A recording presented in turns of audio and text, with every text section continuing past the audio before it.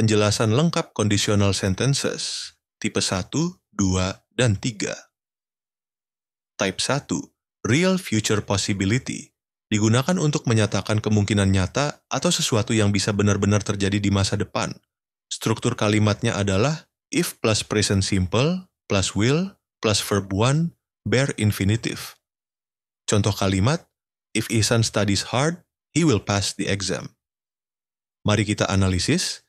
Jika Ihsan belajar keras, ini adalah klausa kondisi, menggunakan present simple tense.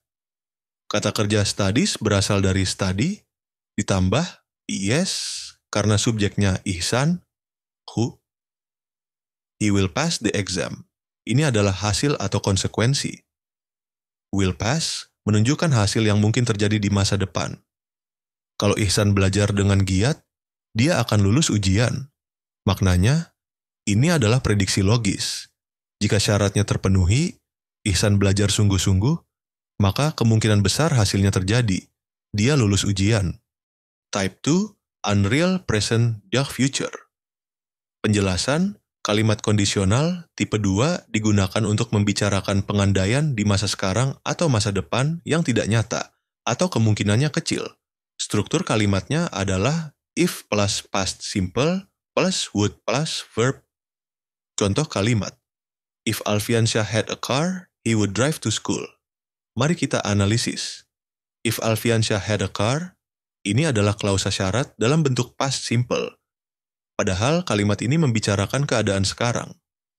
Had di sini bukan berarti dia punya mobil sekarang, tapi seandainya dia punya.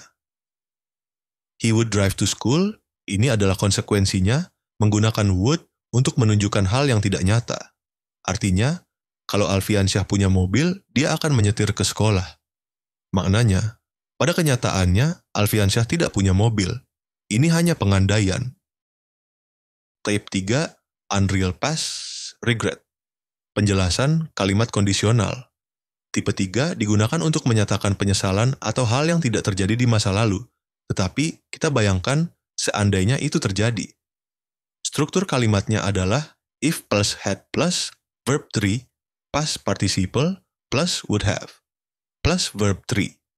Contoh kalimat, if Ihsan had listened carefully, he would have understood the lesson. Mari kita analisis.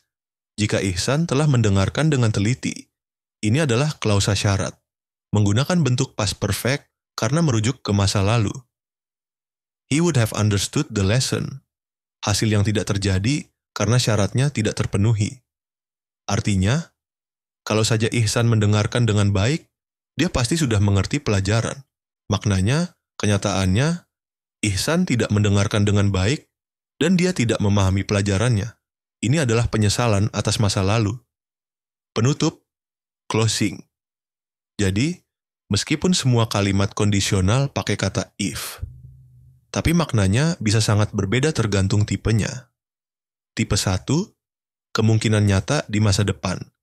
Tipe 2, pengandaian di masa sekarang, yang tidak nyata. Tipe 3, penyesalan atas masa lalu. Jangan hanya menghafal rumus, tapi pahami juga konteks dan makna kalimatnya, ya.